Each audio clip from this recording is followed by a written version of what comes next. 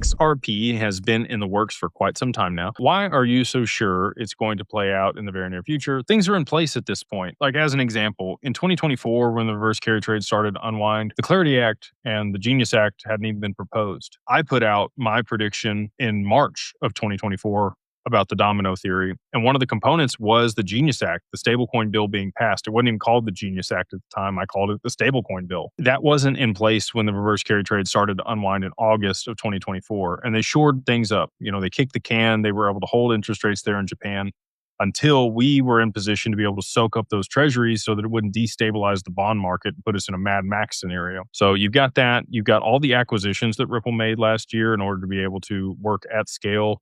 You had the launch of ROUSD, which is the first stablecoin on the XRPL, which I think there will be more stablecoins issued on the XRPL in the not too distant future. Monica Long talked about that just the other day. So, and then I've attended Swell the last 3 years. I was in Dubai and then Miami and then in New York here recently. In the previous 2 years, they still were talking about, compliance, regulation, custody, digital identity.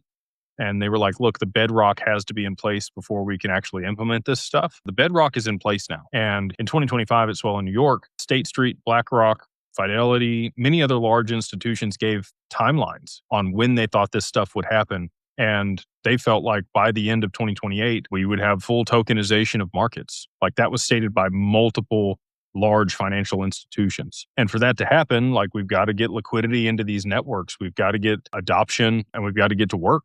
Tokenizing real world assets on chain. And we have to have settlement and payments first. That is the first thing that has to be in place after digital identity and custody are in place for these financial institutions.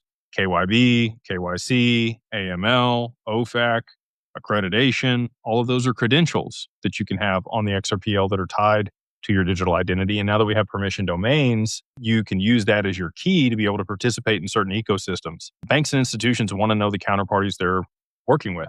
They want to have visibility into that. And they want to be able to operate in private permissioned ecosystems alongside the public mainnet in order to be able to participate in a secondary market where they can access liquidity for these tokenized assets.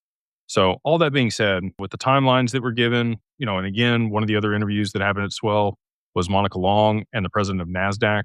And she talked about, back-end settlement and reconciliation of the stock market was the first application for distributed ledger technology and blockchain. I know that that's been sitting in the background for years, developed Project Ion with DTCC and R3. So, that's been finalized in August of 2022. All these things are ready, and the people that are positioned are going to do exceptionally well in this transition.